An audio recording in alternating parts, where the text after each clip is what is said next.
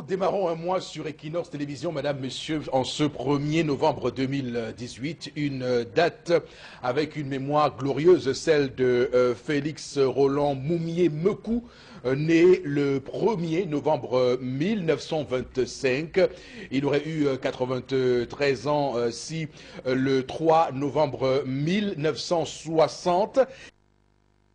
empoisonné, donc assassiné lâchement, lui dont la mémoire reste donc vive pour tous les Camerounais qui savent aujourd'hui que l'indépendance, même factice qu'on a aujourd'hui, aux efforts des hommes, des grands hommes comme Félix Roland Moumié. Et en ce jour, on a encore plus besoin de se référer à cette glorieuse mémoire lorsqu'on voit tout ce qui se passe sous nos yeux avec le coup qui est marqué aujourd'hui contre Michel Ndoki, elle qui est sous le coup d'une procédure pénale pour avoir marché avec l'arbre de paix et les mains nues pour réclamer donc justice telle qu'elle faisait entendre il y a quelques jours via le hold-up électoral, non au hold-up électoral. Michel Ndoki qui semble-t-il est sur la bonne marche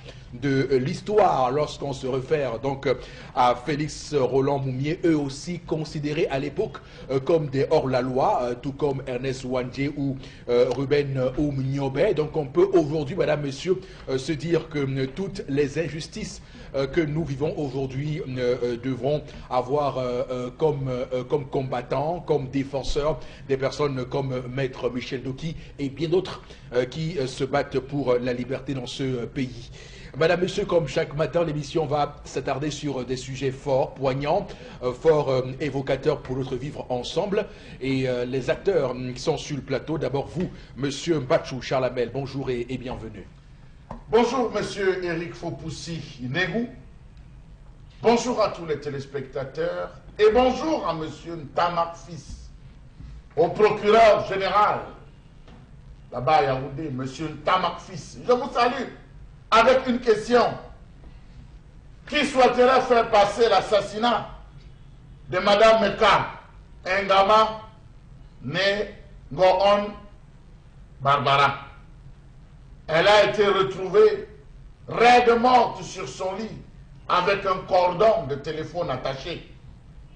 Alors que la famille est en pleurs, on parle déjà de boucler le dossier à la PJ. Monsieur le procureur, c'est de votre ressort. Saisissez-vous de ce dossier. On essaye d'étouffer cette affaire. Le destinataire ou les destinataires de cette interpellation sont à l'écoute et n'auront plus qu'à saisir, se saisir de ce dossier. Également sur le plateau ce matin, madame, monsieur, Karine Sontia, bonjour et bienvenue. Bonjour Eric Fopoussi, bonjour aux téléspectateurs du 10-12 Le Zénith. On va s'intéresser ce matin, dans le cadre de la revue des réseaux sociaux, à ce missionnaire décédé en terre camerounaise, pris au piège par des affrontements armés. On va continuer par la citation à comparaître de Maître Ndoki et on va terminer aussi avec l'anniversaire de naissance de Félix Roland Moumié. Un menu, on va le dire, tout à fait alléchant dans le cadre de la revue des réseaux sociaux. Tout à l'heure à 11h05 au cœur du 10-12 le Zénith. Également sur le plateau ce matin, madame, monsieur, permettez-moi d'accueillir Bombok Bengan. Bonjour. Bonjour, monsieur Fopoussi-Negou. Bonjour à vos chers téléspectateurs. Moi, je reste dans le processus électoral. 2013 à 2017, le mandat des députés était censé terminer. On a prorogé d'1 an. Mais tant de morts. Est-ce qu'on va organiser les élections partielles pour remplacer les députés décédés? L'article 155 du Code électoral le prévoit. Mais dans notre pays, on dit que la démocratie est consolidée. Et même le RDPC ne veut pas remplacer les Joseph Mbou et tout ce monde. C'est bien, monsieur le chef de l'État. Et le président du Conseil d'élections Cameroun. C'est bon. Voilà.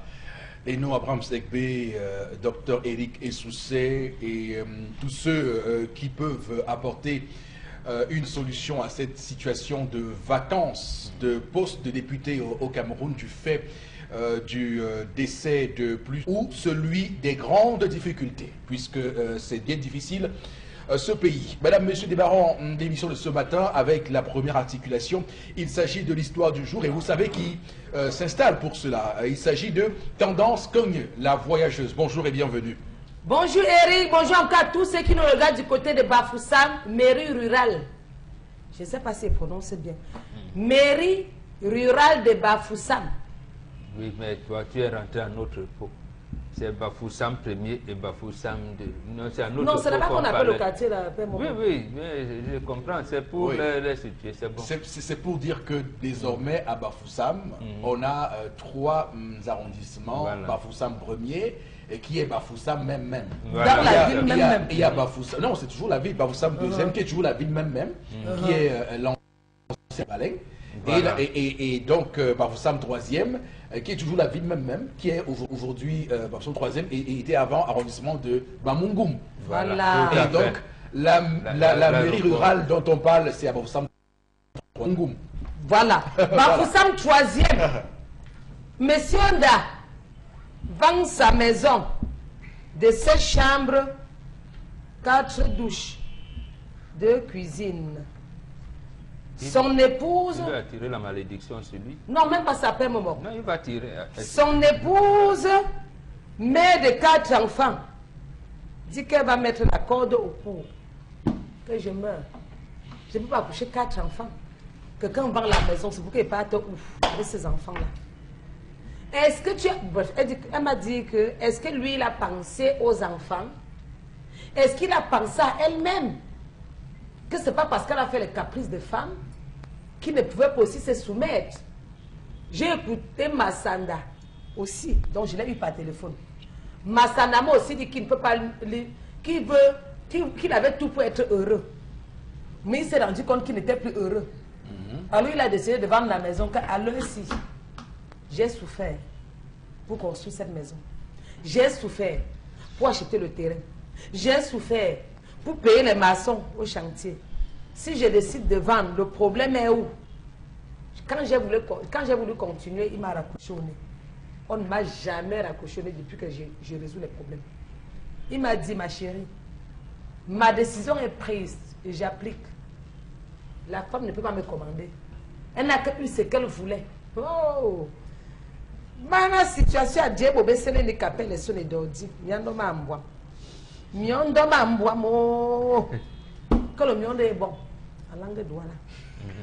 On a bien compris. Eric, on te dit qu'une femme en danger. Comment? What is the lapping? C'est parce que tu as fait les millions là où les gens pleurent. What is it? What is the lapping? Oh, maman, écoute-moi, tant tes oreilles, maman. Mon bébé, tant tes oreilles, tu écoutes. La femme me dit qu'elle a eu des problèmes, comme tous les couples ont souvent des problèmes. Des problèmes comment?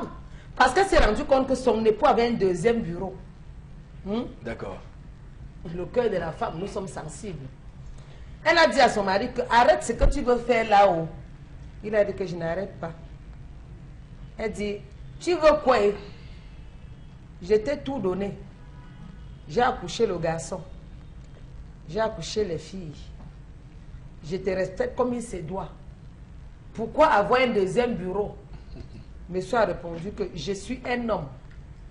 Je peux avoir même 5 femmes. Est-ce que ta ration a souffert un jour? Elle a dit non. Est-ce que les enfants sont déjà tombés malades et que je ne les ai pas amenés à l'hôpital? Elle a dit, tu les as amenés à l'hôpital, mais je vous dis que tu laisses le deuxième bureau passer. Monsieur a tout insisté jusqu'à enceinte le deuxième bureau. Voilà ses problèmes.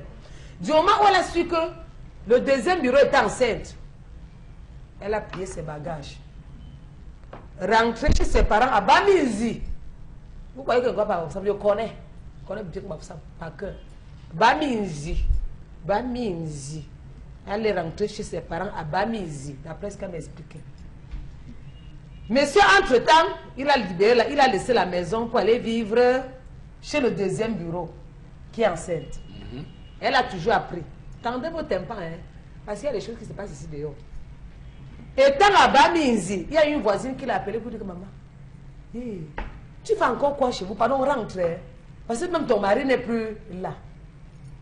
N'est-ce pas les rentrer? Chacun joue à la paix. Si il vient ou tu ne viens pas. Quand il vient, c'est seulement pour demander mes enfants. Croire qu'il disparaît. Il vient, c'est pour s'échanger. Croire qu'il disparaît. Donc, il prend les habits, il met dans la voiture, il disparaît. Il réapparaît le jour qu'il veut. Entre-temps, elle aussi, elle a encore eu mal. Elle a replié ses bagages, rentré chez eux. Mais c'est quelle histoire ça? Ouais, j'ai dit que donc elle a encore replié ses bagages. Oui. Rentré chez C'est eux. le film américain ça. Donc dis que oh, je suis femme au foie ou je ne suis pas femme au foie. Les gens vivent. Si c'est parce qu'il était dit de laisser le deuxième bureau, papa, pardon. Même le deuxième bureau, même toi, même venons rester ensemble à la maison avec les enfants. Le bébé que le deuxième bureau a accouché, même les enfants s'ils vont porter le bébé, donc ils vont se connaître. Oui. Que d'aller se vivre chez le deuxième bureau. Il faut qu'elle sache que j'étais d'abord là. Ramène-la à la maison. Le gars dit que je ne ramène personne. Étant fatigué d'attendre, n'est-ce pas, la récupérer ses choses, parti retourner encore à Bamizi. Le gars de son côté appelle que tu as 2 semaines pour rentrer. Sinon, tu auras de mêmes nouvelles, en bon français. Tu as 2 semaines pour rentrer, sinon tu auras de mêmes nouvelles. La fille dit que, oh, comme tu as choisi de rester avec le deuxième bureau, reste. Moi aussi, je reste chez nous. Le problème est où? Les 2 semaines sont passées. Il a encore pris le téléphone. Évite que je t'appelle pour une 4e fois. Parce que si je t'appelle pour une 4e fois, tu vas entendre seulement mes échos. Je ne mets pas la main sur toi, mais tu vas entendre ce que j'ai fait. 4e fois, le gars n'a pas appelé. 5e fois, il n'a pas appelé. Il a attendu 2 mois. La fille n'est pas toujours rentrée à la maison. 3e mois, elle n'est pas rentrée. Sauf 4e mois, maintenant qu'il a décidé de tourner la maison. Et comment elle l'a su? Sa voisine. Pardon, tu fais quoi, Bamizi? Reviens. J'ai vu les gens en train d'aménager. Qu'elle arrive dans la maison, papa. Ah, elle voit une voiture garée dehors, on envoie des choses dans la maison où elle habitait. Elle dit que maman, pardon, vous ne savez pas que c'est moi, la dame de la maison. Le monsieur a appelé le téléphone pour dire, madame, je ne vous connais pas. C'est monsieur point. Voilà encore tous les papiers. Voilà encore tous les papiers. Le monsieur a appelé, mettre le haut-parleur. Il a seulement répondu. Le monsieur, le mari a répondu que non, c'est ma maison, j'étais vendu la maison. Le problème est où? Il y a le papier de la maison. Personne ne peut être nuit là-bas. Elle est devenue folle. Elle me dit qu'elle va se suicider. Qu'elle ne sait pas où est-ce qu'elle va mettre les 4 enfants. Elle ne sait même plus où le monsieur vit. Où il a à Doualo. Il a à Bafoussamo, elle ne sait pas. Donc la maison était à la mairie rurale où on a vendu. Elle est rentrée chez Abami en revenant que monsieur a vendu la maison. Face à cette situation, comment est-ce que vous allez conseiller cette femme? Elle dit qu'elle a souffert avec le gars. Le gars dit que si tu as souffert avec moi, la femme ne me commande pas. Je t'ai baratiné. Comme tu n'es pas venu, j'ai vendu ma maison, donc retourne chez moi avec les enfants. Je me l'empête. Donc ce ouais dit qu'elle a envie de daille. Et moi je ne veux pas qu'elle meure. Je ne veux pas que tu me maman. C'est pourquoi j'ai dit que je vais c'est pourquoi j'ai dit que je vais parler de ton problème mot par mot. Et quand je peux m'expliquer dans mon cerveau, je prononce le nom de ton mari si elle veut. Même ton nom, je prononce. Parce qu'on va voir clair dans cette affaire. Même le procureur de Bafoussam va être au courant. Même les magistrats vont être au courant de cette histoire. J'ai arrêté, Eric. D'accord. Continue et tu me redonnes la parole après. Oui. Alors, on n'a pas beaucoup de temps. On va prendre 3 minutes chacun pour apporter des propositions de solutions à l'histoire de ce matin. Mais permettez-moi avant de dire bonjour à tous ceux qui nous regardent à Bafoussam 3, donc à Kamkop, à Ngouaché, à Nkena, à Ndoumelon, mais également à Casablanca, à Kwongwa aussi, tous ceux qui nous regardent ce matin à Bafoussam 3e, Bamungoum d'ailleurs. Même à Aqua, tu as oublié Aqua. Bon, Aqua, où il y a le piment. Voilà, Aqua, Bafoussam, Aqua, c'est Bafoussam 1er. Donc voilà, mais je voulais juste m'apesantir uniquement sur ceux qui nous regardent donc à Bamungoum, Bafoussam 3. Alors, bon, Bengan, comment on doit comprendre l'acte de vente de ce monsieur? Non, c'est un acte normal. C'est un acte normal. La femme a fui le foyer. Vous voulez que l'homme fasse quoi? C'est l'homme qui organise. On conseille aux hommes qui veulent avoir plusieurs épouses de mettre chaque épouse dans sa maison. Et comme on n'est pas, j'allais dire, Bafoussam c'est déjà une ville, et l'espace d'habitation où la première maison se trouve n'est pas assez grand. Donc, il a sûrement construit une maison pour sa deuxième épouse, là où elle est. Et il disait que la première épouse va rester dans la première maison. Donc, c'est l'homme qui organise son environnement et confie à chacune de ses épouses la prise de sa maison, de sa localité. Donc, et il a bien fait d'ailleurs de dire à sa première épouse, mais tu vas rentrer dans ta maison. Et c'est cette femme-là qui ne sait pas ce que... Elle a fui, elle est rentrée chez ses parents. Et ça veut dire qu'elle commençait déjà à désorienter les enfants en leur disant, n'est-ce pas, votre papa m'a refusé, nous aussi on part, vous allez où? Donc, il fallait rester à la maison. Donc, l'homme a estimé donc, que... ne peut se prévaloir de sa propre turpitude. Moi, Voilà. je pensais que c'était une maison familiale, héritée, qu'il a vendue. Non, c'est sa maison, la mais il s'agit quand même là d'une situation où l'homme doit avoir un peu de cœur pour les enfants, ou doit, au final, loger cette femme. Doit-elle rester à Bamendi? Il y a des situations compliquées, et surtout quand la femme qui reste avec les enfants leur inculque une éducation contraire à ce moment, et c'est d'ailleurs, je pense que c'est pour cette raison que l'homme a préféré aller construire une deuxième résidence pour sa deuxième épouse et y demeurer. Donc il n'y a pas, c'est aux enfants de dire, peut-être on n'a pas donné leur âge. Bon, apparemment ils sont encore petits, mais quand ils vont grandir, ils comprendront la situation. Mais que maman, pourquoi leur maman les enlève de la maison familiale et les amène dans chez les oncles? Non, c'est pas normal. Donc, ça veut dire que l'homme règle cette situation de cette manière-là. Oui. Alors, donc ça veut dire que actuellement il n'y a aucune fenêtre pour que la femme se rachète. Il y en a, mais pas pour intégrer. Il a déjà vendu la maison. Maintenant, l'homme est encore, j'allais dire, flexible parce qu'il n'a pas engagé la procédure de divorce. Pour la situation moderne, il y en a qui auraient même pu aller faire le constat d'huissier en disant que mon épouse a abandonné le foyer et tout. Même c'est pour ça qu'il considère encore cette femme comme son épouse. Il lui appartiendra à cette femme-là je veux dire, de mieux recalibrer son raisonnement. Mais elle a choisi, j'allais dire, de se mettre la corde au cou, si je puis m'exprimer ainsi. Ou alors de se mettre dans des difficultés. Elle a choisi les difficultés, qu'elle reste dans les difficultés. D'accord. Dernière question, qu'est-ce qu'il aurait fallu qu'elle fasse? Elle devait rester dans sa maison familiale. Maintenant, si elle ne peut pas supporter une deuxième épouse, poser le problème au frère ou au père de son mari s'il vit encore, en disant, mais votre frère, c'est quoi, qu'est-ce qui se passe? Est-ce que j'ai donné des enfants, il n'aurait pas dû prendre une deuxième épouse puisqu'il a des enfants? Qu'est-ce qui l'amène à prendre une deuxième épouse? Donc au niveau du conseil familial, on aurait vu si on peut dissuader l'homme. D'accord. Mais c'est l'homme qui décide en dernier ressort de toutes les manières. Alors, Charles Hamel, il y a quand même, on va le dire tout de go, sans prendre les gants, que les femmes aujourd'hui supportent de plus en plus mal le fait pour les hommes d'avoir d'autres femmes.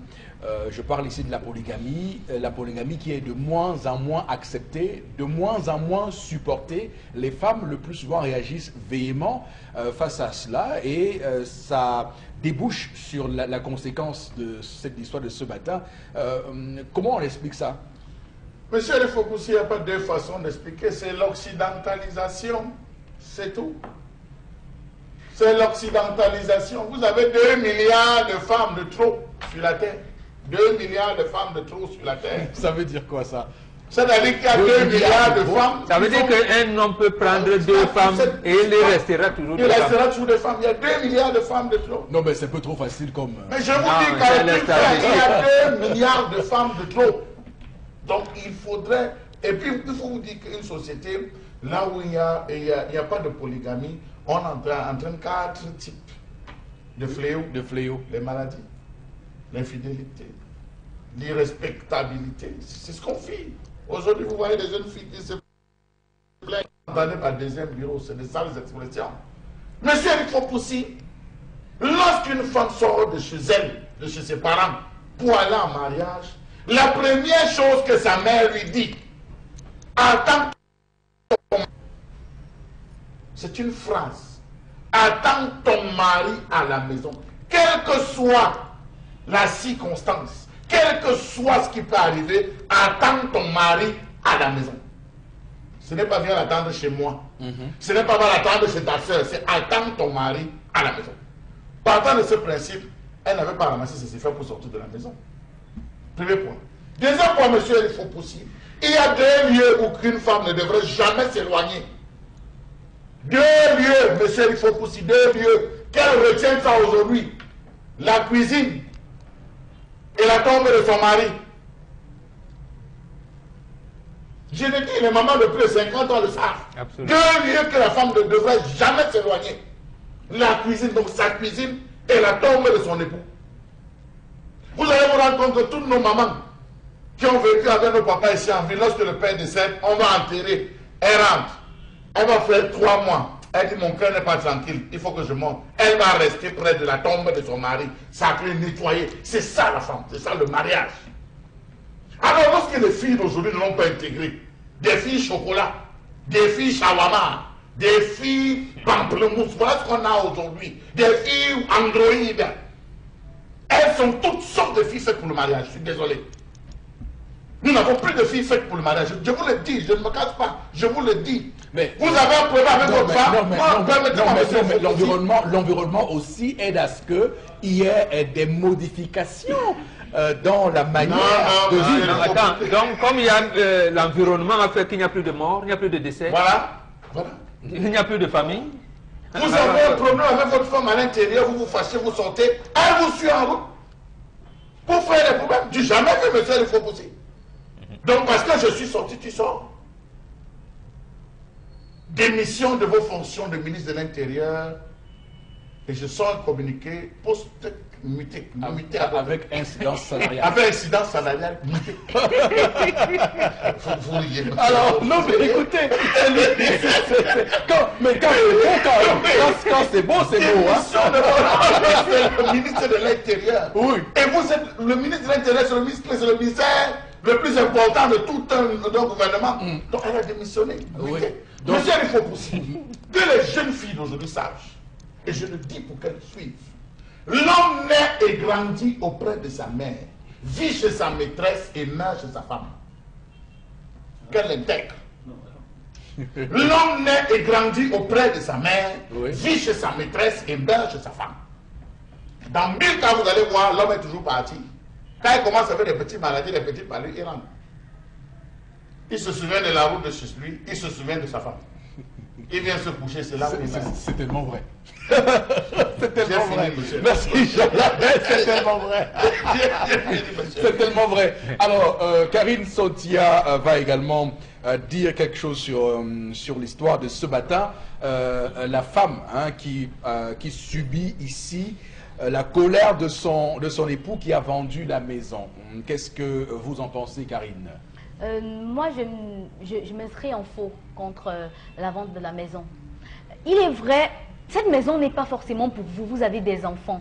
Ce n'est pas la maison de votre femme, c'est la maison de vos enfants. Parce que quand vous finissez par décéder, qui hérite de cette maison? Ce n'est pas votre femme.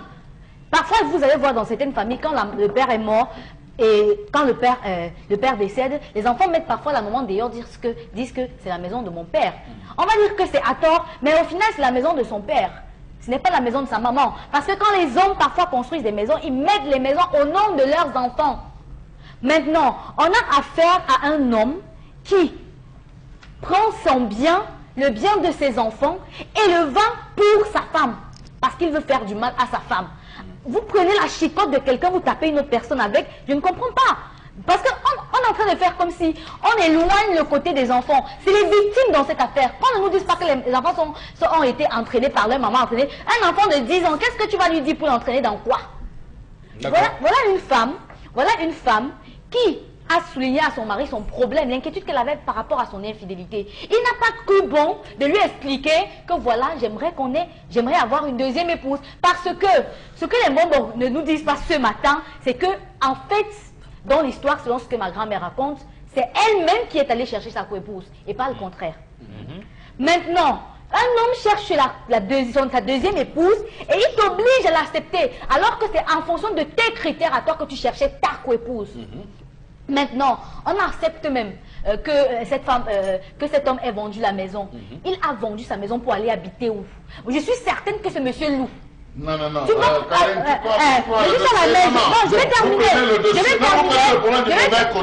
terminer mon point de vue. Permettez-moi, la colère n'est pas interdite dans un foyer. C'est normal de se mettre en colère. Mais lorsqu'il n'y a pas possibilité de résolution, il y a des individus vers qui on se réfère pour pouvoir arbitrer. Et de deux, l'homme a dit à la femme, réintègre ta maison. Une fois, 2 fois, 3 mois, multiplié par le nombre de mois, ça fait pratiquement 92 jours où il demande à sa femme de réintégrer sa maison. Ça explique. Et par respect pour son mari, permettez-moi, par respect pour son mari, elle intégrait d'abord la maison, elle posait le problème par la suite. Cela n'explique en rien le fait qu'il ait vendu la maison. Mon problème, c'est de vendre la maison. Elle ne voulait plus de cette maison. Pas qu'elle ne voulait plus de cette maison, elle est revenue par 2 fois. C'est parce qu'elle veut son mari. Elle veut un dialogue, elle veut qu'il s'explique. Vous allez voir, ça c'est les hommes tyrans, les hommes qui dans son couple n'acceptent même pas que sa femme place un mot. Vous voyez quelqu'un qui sort de sa maison, il abandonne sa femme, il part rester dans une autre maison et il vient chaque fois prendre les habits, il part, il vient prendre son mari peu importe la situation. Il n'y a pas une femme qui accepterait que son mari fasse 2 mois dehors chez une autre femme sans qu'elle ne sache où il se trouve. Il revient prendre chaque fois les habits, il repart, il vient prendre les habits. S'il vous plaît, elle ne vit pas avec un poteau, elle n'est pas un arbre planté dans une maison qui va pousser chaque fois. Elle a besoin de son mari. Il y a des enfants, lui-même, en tant que père, il connaît comment ses enfants vivent quand il n'est pas là. C'est pas parce qu'on a une maman. Il y a des enfants qui sont là. C'est cette femme qui a mis cet homme dehors. Je sais, moi je sais que c'est cette femme qui a mis cet homme dehors. L'homme ne serait pas sorti comme ça. C'est la femme là qui met l'homme là dehors. Dans toutes les situations de couple, à chaque fois que les enfants s'y trouvent, on devient tempéré. On ne fait pas du mal à la femme quand il y a les enfants. Et la femme ne fait pas du mal à l'homme lorsqu'elle sait qu'elle a des enfants. On n'a pas fait de mal. Cette femme a mis son mari dehors. L'infidèle, c'est lui. Alors, Karine, non, attends, j'ai une question. Mais est-ce que vous ne reconnaissez pas au moins que cette femme aurait pu ne pas aller rentrer chez ses parents, elle? Je veux dire, à un moment donné, quand vous abandonnez votre maison et vous partez, vous réfugiez auprès de maman, ça pose un problème, donc, quand même. Voilà. On a affaire aussi à une femme qui a une belle famille qui l'a abandonnée. C'est pas fort. Oui, parce que généralement, quand ça se passe ainsi... Les justificatifs, c'est lequel? Je m'explique. Oui, expliquez-vous. Quand une femme est dans un couple, son beau-frère ou sa belle-sœur n'a pas de nouvelles d'elle. Parfois, on appelle pour demander, tu te trouves où? Parce que c'est pas les enfants de son mari qu'elle est en train de mettre au monde. Ce sont vos enfants aussi. On ne la cherche pas. Maintenant, on va dire que c'est parce qu'elle n'est pas partie chez l'oncle, chez la tante. L'oncle et la tante ne savaient pas qu'elle n'était pas là. On ne nous éloigne pas de la vérité. Dans un couple, on dit bien, moi on dit souvent que la femme n'épouse pas seulement son mari, elle épouse sa famille. Ça veut dire que peu importe ce qui se passe là-bas, même son frère aurait pu demander à son mari comment va ta femme et il aurait répondu. C'est qui t'a raconté l'histoire? C'est elle qui t'a raconté l'histoire, non? C'est elle. Bon, ça veut dire que ce que vous dites là est irrecevable. Non, il n'y a pas une seule personne. C'est la concernée qui raconte l'histoire. Ça veut dire que c'est elle. On raconte parce qu'elle a besoin d'elle. C'est pas le quotidien dans son couple. C'est pas le mari, c'est la concernée. Non, cette femme, non, mais dans sa belle famille. On n'est pas au courant de ce qu'elle dit. Il y a des femmes dans des belles familles qui n'ont pas le droit à la parole, qui ne peuvent même pas aller poser ne serait-ce qu'un petit problème à son beau-père parce qu'il n'admet pas que son fils puisse avoir tort. Elle va se tourner vers qui dans ce cas-là? D'accord. Ça, c'est ce que vous faites des suppositions. Ok, non, c'est pas une supposition. C'est la concernée qui a raconté l'histoire. Non, et la concernée devait dire que je suis parti vers ma belle famille, elle m'a repoussé. Encore que si elle a été dotée par la voie traditionnelle, en fuyant de ce domicile, elle devait aller chez sa famille, chez son père, chez son père, qu'on appelle beau-père, ou chez son beau-frère. Donc cette femme est dangereuse. Et cet homme est un tyran. Non, cet homme est un tyran. Il est même cynique à la limite. Moi, je reprends les propos de Karine Sonti. Elle dit que cet homme est tyran. Monsieur, il faut en tout cas, non, ça finit cette femme, si l'homme la venait à tomber malade, c'est le genre de femme qui peut se lever un matin comme ça, elle fait venir notre couple dans la maison. Même pas, Chalamel. Mon premier problème, elle fuit pour aller chez ses parents. Ce n'est pas le premier problème. Non, ce n'est pas le premier problème. Elle est revenue plusieurs fois chez elle avant de repartir. pour la dernière fois. Lorsque Donc, vous vivez avec une femme, si elle décide de porter ses affaires pour partir, ne l'arrêtez pas. Première chose. Laissez-la partir, mais qu'elle ne fasse pas de chemin inverse.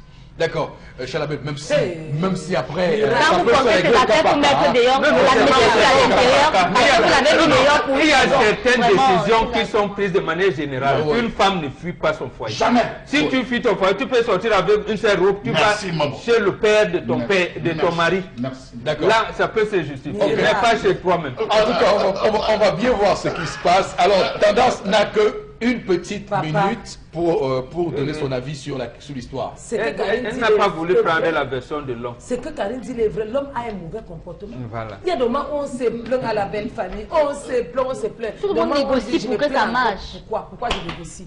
D'autres Tout le moments, monde voit la elle n'a vérité pas en couché, elle va venir se plaindre à qui? Même avec les enfants, on se plaint, on se fatigue, on revient, on monte, on descend. Papa, pourquoi avoir d'abord un deuxième bureau quand tu sais que tu es une femme à la maison? Le deuxième bureau, c'est quoi? C'est la petite de dehors après la C'est pas la femme qui n'est pas reconnue par celle de Je l'intérieur, me dis, c'est pour ça qu'on dit deuxième ouais, bureau. ouais, Elle n'est pas entrée ni légalement, Je me ni dis. traditionnellement, ni par négociation. Voilà. Elle est le deuxième bureau. Dis-moi que tu veux une deuxième femme, on parle à Vous en doter. savez. Dis-moi que tu veux une deuxième femme, je te donne l'accord, on parle à doter. Moi, je Quand on ne sais pas découvre les trucs. seulement, ça veut Mais dire quand que on c'est une découvre, ça fait cachette. mal, c'est un manque de Non, mais respect. ça commence... Maintenant, Mais non, mais ça commence à évoluer. Non, je Quand te vous en dis- soyez déjà accepté qu'on vous non, propose dis-moi que tu une deuxième femme, dis-moi que bébé, Dans tu le l'as chemin. ici Ça, c'est là. la télé. Ça, c'est la Dis-moi que bébé, télé. comme tu vois là, j'aimerais avoir tel nombre d'enfants dans ma vie. J'aimerais que ma maison soit la alors vous doutez chefferie. de ce qu'elle dit. Peut-être ton niveau là, ça va. Oui, Tendance est trop amoureuse pour accepter notre femme. je peux. Je vous dis que connaissant Tendance, Moi, même le flair seulement, tu ne dors pas la nuit. Je peux. Je vais l'appeler, elle va dire que chérie, j'ai accouché le garçon, accouché les filles. Mais les filles, si tu ne veux pas, papa, allons chercher ma co-épouse, elle confie à faire tes enfants. Ou tu veux que ta maison vienne que la chefferie. Je suis prête, je les accueille. Mais pas que tu vas venir me surprendre.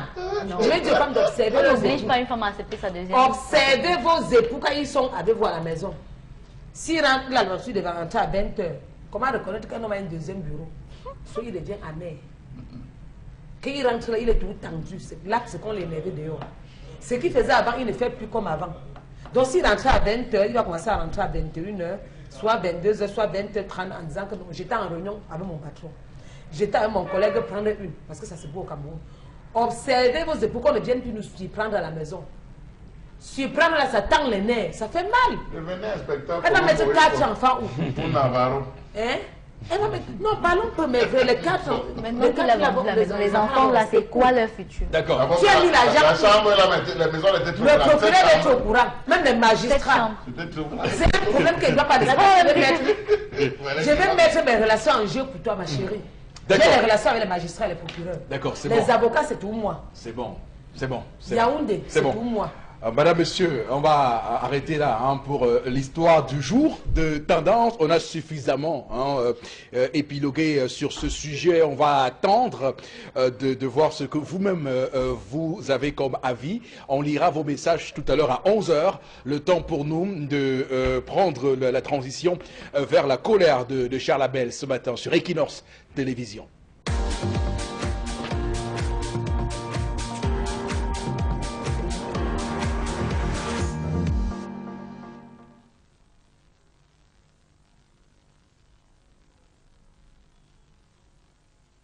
Je m'interroge ce jour sur la question de l'inertie de nos forces de maintien de l'ordre au Cameroun. À quoi nous servent nos forces de maintien de l'ordre? Ça, je veux bien savoir. À réprimer violemment les étudiants, à réprimer violemment les opposants, à être à la solde des bobos, des pontes, des grandes grosses pontes de ce régime, ou alors se soucier du pauvre citoyen lambda. Servir, protéger et servir, force de maintien de l'ordre. Pourquoi est-ce que nos forces de maintien de l'ordre ne font pas convenablement leur travail dans ce pays?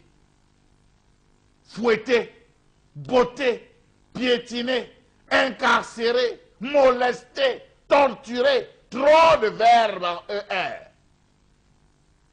Était ça ce qu'ils sont censés faire? Qu'est-ce qui bloque vraiment pour que les choses aillent mieux dans cette République? Comment comprendre que les usagers de la route brillent par un incivisme notoire? Les véhicules, absence de feu, de signalisation, absence de klaxon, carrosserie foutue. Ça passe tous les jours devant les policiers, ils ne font rien. Permettez-moi, les forces de maintien de l'ordre, ils ne font rien. Comment comprendre que les poches des agents soient confondues aux caisses de l'État? On vous interpelle, vous avez violé les radars, vous êtes passé avec une vitesse. Au lieu d'aller régler, ça se paye là. Pourquoi? Comment comprendre qu'alors qu'on se plaint des caisses vides de l'État, on laisse faire le désordre? Comment comprendre que nos forces de maintien de l'ordre passent à côté de l'ambition essentielle? Comment comprendre que les usagers surfent, s'amusent à narguer nos forces de maintien de l'ordre? L'incivisme non réprimé des motos-taximens. Vous avez des bensikineux à Douala. Ils portent 4 sur une moto. Parfois, c'est avec des gendarmes, des militaires, des policiers. Scandale. Scandale dans une république. Le bâchement est devenu légal.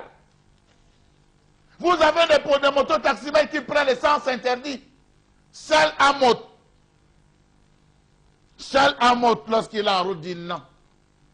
Mais pour les autres, ça doit circuler. Moi-même, je suis déjà passé derrière une moto. Sens interdit. Est-ce normal dans une république? À quoi servent donc les forces de maintien de l'ordre? Le mot ordre, c'est réservé pour qui? Pour ceux qui ne doivent jamais ouvrir la bouche. Pour dire, Paul Biya must go. Pour dire, on revendique la victoire. Pour dire, on doit être payé. Voilà, c'est pour eux que les forces de maintien de l'ordre se mettent en place. Comment comprendre les multiples divagations d'animaux sur la voie publique? Le non-respect du sens giratoire, le refus de priorité à droite à une intersection, le stationnement sur un passage à niveau, aux véhicules circulant sur la voie ferrée, l'usage abusif des signaux sonores, même certains commissaires de police dans cette République. Vraiment. À un embouteillage, vous voyez des commissaires de police prendre le sens interdit. Juste le béret rouge. Juste le béret noir. Juste le béret vert. Et on passe. Voilà la République dans laquelle nous sommes. Où personne ne veut respecter les règles. Oui, dites-moi, comment comprendre l'absence totale de feux de signalisation, de feux de croisement, de position pour motocyclettes? C'est vrai, ils ont changé de camp. Comment comprendre le fait que certains véhicules soient dotés d'un chargement non solidement amarré? Les tricycles. Alors là, les tricycles sont devenus des mini-camionnettes. Elles portent tout. Le bois, les tôles, le fer. Vraiment. Monsieur Fopoussi. Le temps pour nous de saluer tous les policiers camerounais. Il y en a parmi eux, ces forces de maintien de l'ordre, ces FMO, comme on le dit généralement, des fonctionnaires, des agents de police qui font remarquablement bien leur travail. Vous avez cité le cas de Amot ici à Douala, j'ajouterai à Yaoundé le cas de Pointinini.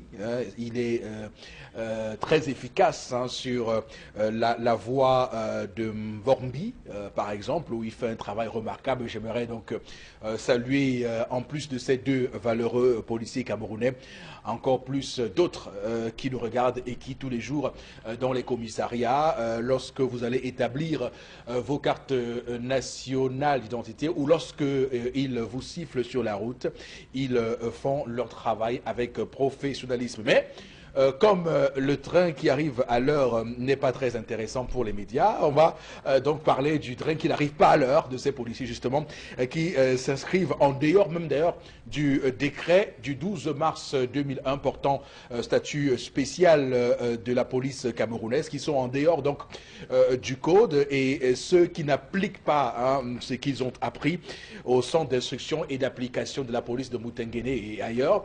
Donc on va s'apaisantir là-dessus parce qu'on voit très bien qu'aujourd'hui, cette police est le bras armé de l'obstruction démocratique, de la négation de nos libertés individuelles consacrées par la loi de 90. On voit très bien qu'il y a encore beaucoup de choses à nous mettre sous la dent pour retrouver une police républicaine qui se bat pour les idéaux qui sont ceux des pères fondateurs du Cameroun. D'ailleurs, on parle aujourd'hui de Félix Rolamoumier, comme d'autres d'ailleurs qui se sont battus pour que le Cameroun puisse sortir de l'obscurité. Donc, bon, Bengan, on va commencer par vous comme chaque matin. Comment comprendre cette situation? D'abord, les forces de maintien de l'ordre renvoient à deux corps, la police et la gendarmerie. Les militaires ne font pas partie. Lorsqu'on associe les militaires, on parle de forces de défense et de sécurité. Mais pour le maintien de l'ordre, je pense que le maître mot, tout le monde le connaît, protection des personnes et des biens.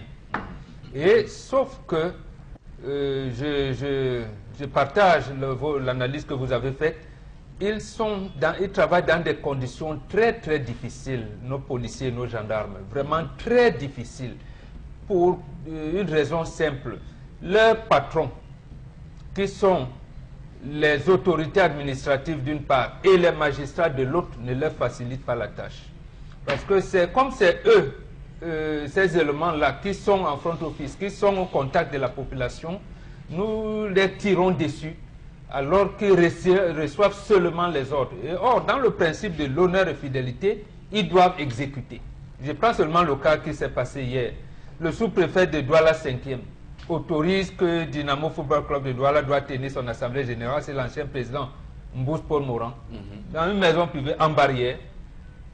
Mais on lui intime l'ordre d'envoyer la police, d'interdire, parce que lui aussi dit, par le gouverneur, il dit risque de trouble à l'ordre public. Or, le sous-préfet de Douala 5, qui a apprécié la situation, qui sait qu'on ne peut pas avoir risque de trouble à l'ordre public. Mais son patron, le gouverneur, lui dit non, il doit avoir risque. Et on envoie les policiers pour empêcher au cas où. Heureusement que les dirigeants de Dynamo, bon, ils ont dit, non, monsieur le sous-préfet, si on rate le voile, il a dit, même papa. Voilà. Or, pour certains, les autorités administratives, ils vont leur dire, tapez, amenez-les. Et les magistrats, alors très grave, rendez-nous compte quand vous allez les mettre au frais. Bon, le policier ou le gendarme qu'on envoie, il peut comment? Puisqu'il est officier de police judiciaire, le procureur a dit que... Comment on en est arrivé donc justement à ce désamour? C'est de ce qu'on parlait dernièrement avec l'ENAM. Je parle de Charles Lamel Lamessa. Lorsqu'on crée l'ENAM, on demande aux Ngomna qui sortent, donc aux autorités administratives, montrez que vous avez le pouvoir. Donc vous devez utiliser, comment vous appelez ça? Force publique. Voilà. La puissance publique. La puissance publique. Oui. Utiliser la puissance publique matée. Et dans notre cas, puisque l'ENAM de 59 doit pérenniser la répression et la corruption, on met donc la police et la gendarmerie, qui sont des corps qui doivent le protéger véritablement. Parce que regardez comment ils sont. Eux vivent avec nous dans les quartiers. Le sous-préfet et l'adjoint d'arrondissement, le préfet, eux sont dans les quartiers administratifs. Non, les gendarmes, les policiers, nous sommes ensemble. Donc, ils voient les souffrances des populations, mais comme ils reçoivent les ordres, et ils doivent les exécuter. Quelquefois, on vous dit, vous arrêtez même votre père. Vous allez faire comment? Il va l'arrêter. Il va le rouer de coups. Donc, en fait, ils sont dans une situation compliquée. Et vous voyez dans les commissariats aujourd'hui, ils ont des registres. Ils n'ont même pas, on ne leur donne même pas de bonnes chaises. C'est des vieux registres de 87, 88 qu'ils posent pour s'asseoir. Absolument. Oui. Donc même l'informatique, ils n'ont pas ils écrivent encore à la main, ainsi de suite. Donc ce sont les autorités administratives et les magistrats, en fait, qui se cachent derrière ces forces et ils les envoient pour nous réprimer. En tout cas, on va également dire que pour le cas du matériel, beaucoup s'accordent à dire que l'actuel délégué général à la Sûreté nationale, Martin Mbarngangele, a fait un travail remarquable. Je ne sais pas si vous avez, Charles Lamel, le même regard sur son bilan à la tête de la police camerounaise. Mais oui, on lui a dit qu'au moins il doit utiliser les balles en caoutchouc. Pourquoi il n'achète pas les balles en caoutchouc pour au moins réprimer certaines manifestations? On tire à barre réelle. Alors, le reste... Monsieur Eric-Faux-Poussi, il ne fait aucun doute que nos amis des forces de maintien de l'ordre ont des soucis logistiques. La preuve, regardez les équipes ici qui circulaient à une certaine époque, nos quartiers. Ils rentraient jusque dans les bas-fonds de nos quartiers. Mais depuis peu, c'est des gens qui ne s'arrêtent qu'au goudron désormais parce qu'ils doivent avoir tout un arrondissement à couvrir. Peut-être c'est 3 qui restent, peut-être c'est 4, je ne suis pas dans le secret de Dieu. Dieu seul sait que lorsque vous rentrez dans un commissariat ou une brigade, vous êtes frappé du fait même que, en venant vous plaindre, les chaises même qui sont là-bas ne respectent même pas les canevas. Dieu seul sait, on est témoin. On est aussi témoin qu'à des moments, certains policiers ou certains de nos amis des brigades, avec leur talkie-walkie, ils ont des soucis de mission ou de réception. À des moments, vous parlez, on ne suit pas, soit vous parlez, on ne vous suit pas de l'autre côté, celui qui est à la base ne vous suit pas. Ça se voit parce que c'est des gens comme Bombog l'a dit, avec qui on côtoie, on passe toutes nos journées. Mais monsieur El Fopoussi, dites-moi, est-ce la raison pour laquelle un policier va voir sur une moto 7 enfants bâchés et ne pas interpeller le moto-taximan? C'est la tolérance administrative qui se rallonge, qui étend ses tentacules. Est-ce la raison pour laquelle vous allez voir un commissaire de police, un commandant, un capitaine prendre, parce qu'il y a embouteillage, prendre le sens interdit et insulter, menacer de sortir son arme parce qu'un policier lui aurait demandé de rester tranquille, de s'aligner? Non, il y a des abus aussi, c'est vrai. Non, mais dites-moi, c'est la question qu'il faut se poser. Non, il y a des écarts. On se retrouve, non, mais bon, les écarts sont plus nombreux. Les écarts sont plus nombreux. Le rôle du policier, c'est de veiller à ce qu'il y ait de l'ordre dans toute la zone qu'on lui a confiée, M. El Fopoussi. Regardez les matins, les policiers souffrent. Regardez aujourd'hui, vous voyez un policier, un véhicule, monsieur, qui arrive vraiment, qui n'est plus habilité à être sur la voie. On devrait le mettre en fourrière. Mais il faudra des véhicules qui circulent. Administrative.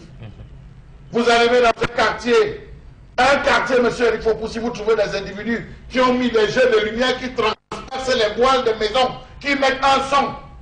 Nous avons des gens de patrouille. La patrouille arrive, vous plaignez, vous salonnez, venez au poste. Nous, on essaie de circuler.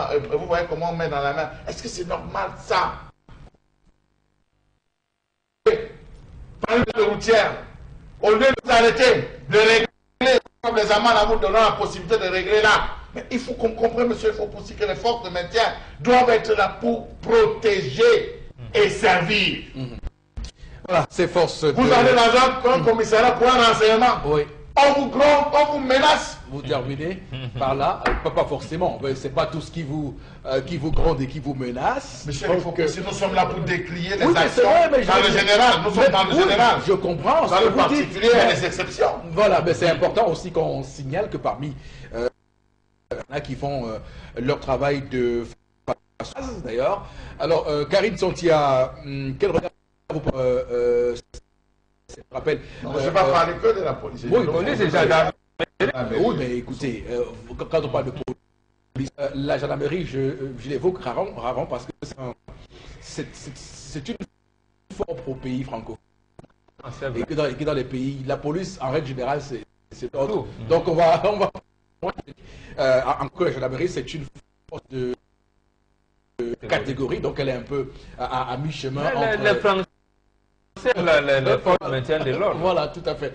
Alors, Karine Santia. Ce que je pense par rapport à la colère de Charles Hamel ce matin, c'est que, en fait, nous ne sommes plus protégés par ceux qui sont censés nous protéger. Ils nous laissent en pâture. Parce que, imaginez-vous dans des quartiers qui sont non loin, je dis bien non loin, dans un pâté de maison d'un commissariat ou bien d'un poste de police, il y a un cambriolage. Et tout de suite, vous faites vite d'appeler pour qu'on dépêche peut-être une équipe, je ne sais pas trop, sur le terrain. On n'arrive pas à décrocher. Déjà, le service d'accueil, il est merdique, je ne vais pas le dire. Nous avons déjà un numéro pour que M. Eric Fopoussi se vende. C'était le 1500. Le service d'accueil, il est merdique. Quand vous appelez même... 113 est déjà là. Voilà. Alors, lorsque vous appelez même, la manière dont on vous reçoit, vous avez l'impression que vous êtes même un non grata. Maintenant, quand vous posez un problème, la première question, et les citoyens ont pris ça comme une blague, dans les quartiers. Ils sont armés. D'accord. Ce qui fait que on a même peur parfois de faire appel à la police dans certaines situations. Vous allez voir que dans certains quartiers maintenant, les problèmes se règlent de manière rancunière. Donc, quelque chose s'est passé dans ce quartier. Les jeunes de ce quartier parviennent à établir les coupables, encore les personnes qui sont à l'auteur de ces crimes-là, et vont dans le quartier pour rendre justice. Du coup, ça fait que l'ordre même commence à se faire, établir par les populations elles-mêmes. Ok, merci. On va marquer une pause, mesdames, messieurs. Nous sommes de retour dans un court instant pour la deuxième partie du 10-12, le Zénith. Sur ce plateau pour la deuxième partie de cette émission 10-12 le Zénith. Nous sommes le 1er novembre 2018, que le temps passe si vite. On va pour cette deuxième partie, puisqu'on n'a pas livré les réactions en première, on va consacrer une bonne partie de l'émission à restituer ce que vous pensez, chers téléspectateurs, des deux sujets que nous avons abordés sur ce plateau. Donc on commence tout de suite. Karine. Alors, par rapport à l'histoire du jour, on a des messages qui nous parviennent. La dame ne devait jamais quitter la maison pour ou je ne sais, et peu importe le fait que son mari ait une autre femme, nous sommes bantous et ce n'est que normal d'être polygame. C'est le mimétisme qui a rattrapé cette femme. Daniel K. Qui nous écrit ce message. On en a plusieurs. Hein. Mon père a quitté ma mère pour prendre une deuxième, mais ça n'a pas poussé ma mère à rentrer chez ses parents. C'est Herman qui nous écrit. Alors, en bas, ça depuis Bafia, ma femme m'a quitté pour se taper un homme comme j'ai perdu mon travail. Quoi faire? Je veux les conseils venant de vous. En tout cas, peut-être un jour, tendance se penchera sur cette question. L'homme a raison, la femme a abandonné son foyer. L'homme peut avoir plusieurs femmes, la femme pas. Elle donne une fausse image à ses filles. C'est Michel qui nous écrit ce matin. Un autre message, ça ce sont des... c'est Vincent qui écrit « Merci Charles Armel pour cette brillante prise de parole. Tout a été clair sur ce sujet. Chez les Bantous, la femme fuit pour aller dans sa belle famille, pas ailleurs. » Dit Berthe qui nous écrit. Absolument. Un autre message, je vois, en tout cas...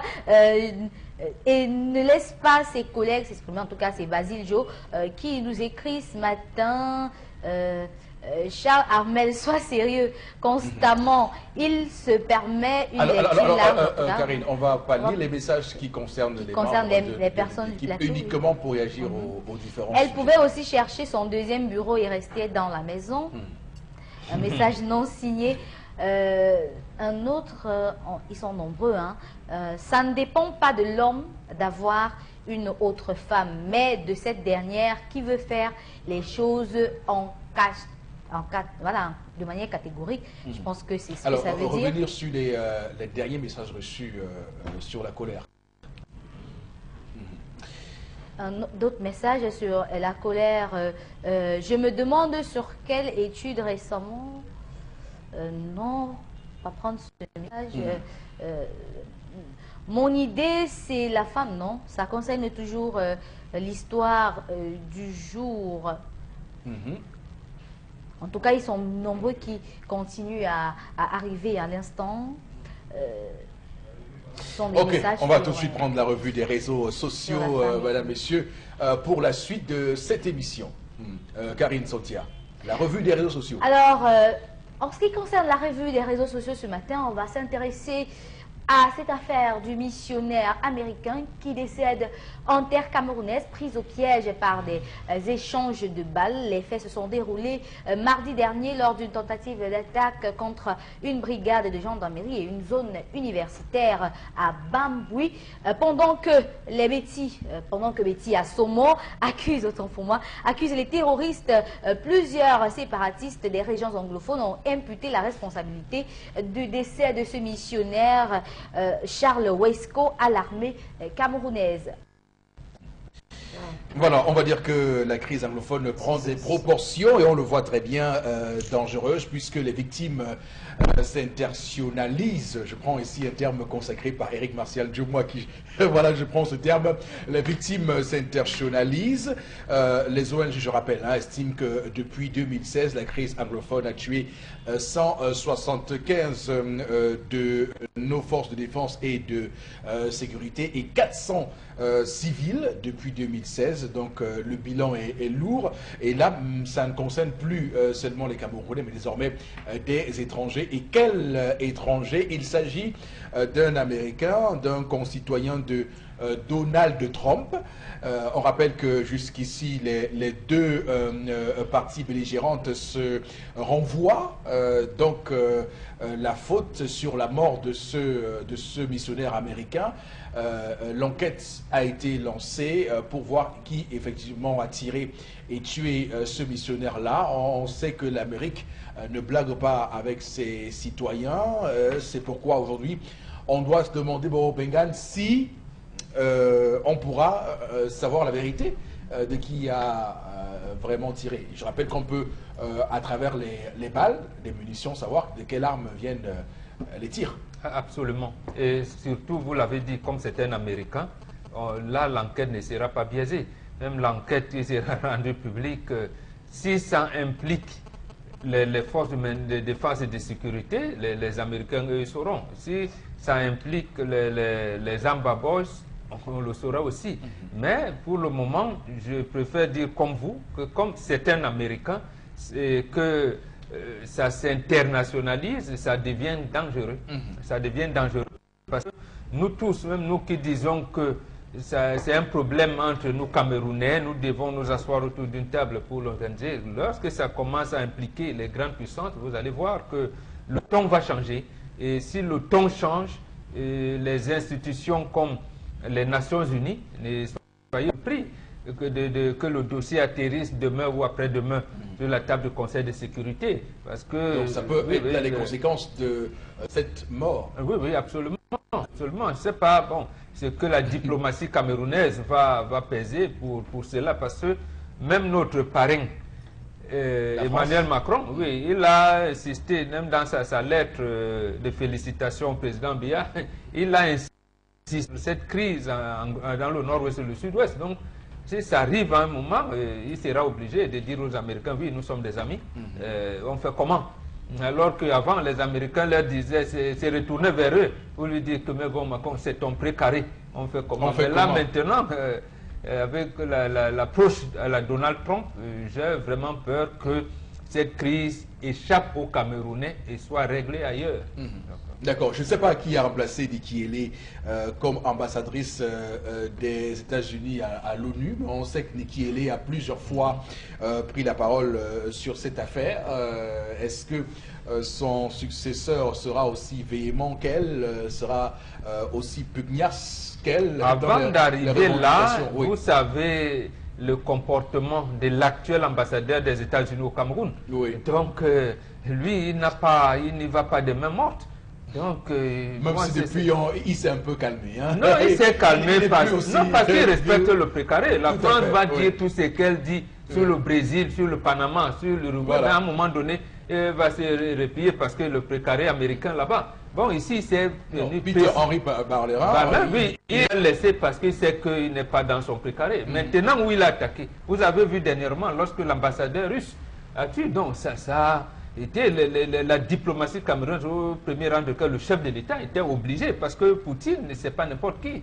Donc, on n'agresse pas un ambassadeur russe, comme ça on n'assassine pas un citoyen américain comme ça et penser qu'on va avoir le sommet tranquille.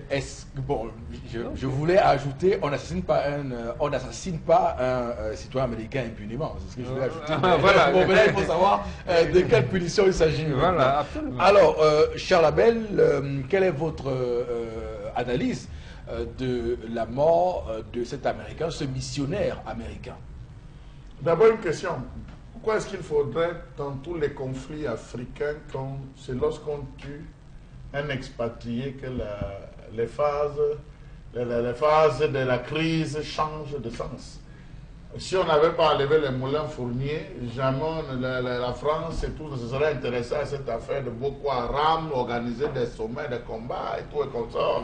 Si ça n'avait été au Mali avec encore... Parce que c'est un peu ça le truc hein, finalement en Afrique. Est-ce que fin de fin, il n'y a pas des individus comme ça qui ont choisi de sacrifier gratuitement pour pouvoir changer? Non, permettez-moi. Non, vous avez répondu, c'est pour vous dire que nous ne sommes pas des États souverains. Voilà, donc non, c'est justement ce que je voulais dire. J'en viens pour dire, M. Eric Fopoussi, que primo, je ne pense pas que dans une zone, nous nous trouvons ici, là, si on entend je ne vous vois pas en train de sortir, M. Eric Fopoussi. Pour aller voir ce qui se passe, vous allez tout faire pour chercher à vous cacher. Oh, bon, on ne sait jamais. Hein? Je vous dis, vous n'avez pas envie. Non, vous n'aurez pas envie de sortir. Qu'est-ce qui a bien pu pousser ce missionnaire à sortir et aller à se retrouver entre deux feux? Ça, c'est une question tant on sait que lorsqu'il y a des tirs, même au niveau de l'Occident, les premières règles, c'est abandonner votre véhicule, chercher un lieu, réfugiez-vous à l'intérieur, couchez-vous à même le sol, afin que le bandit ne vous prenne. Monsieur, il faut pousser. Donc, ça, c'est des intérêts. Bon, puisqu'on ne sait pas encore véritablement c'est des interrogations. Elle nous dira, mais de ce qu'on sait jusqu'à présent... Je ne condamne personne. Je ne condamne personne. Je suis juste en train de poser un ensemble de questions. Je veux dire que le missionnaire, il est... L'exercice de son... Et quand les gens viennent dans son véhicule, on dit dans son véhicule. Il se déplaçait d'un endroit à un autre. Est-ce qu'il n'a pas suivi des tirs? Je pose des questions. Qu'est-ce qu'il aurait dû faire? Je pose des questions, il faut poser des questions. Alors, vous savez que ça fait pas longtemps que la France a interdit certaines zones. Il y a eu des zones rouges, des zones rouges à tous les ressortissants français, zones oranges à tous les ressortissants. Est-ce que ça n'a pas été le cas pour eux de ce côté du nord-ouest? Est-ce que les États-Unis n'auraient pas émis à ces ressortissants des zones de points rouges en disant zone à éviter, zone à ne pas aller, zone... Donc, je me pose non, mais sauf que pour un médecin comme lui, c'est important. Un missionnaire. Oui, mais il est missionnaire, médecin, il a des compétences de médecine.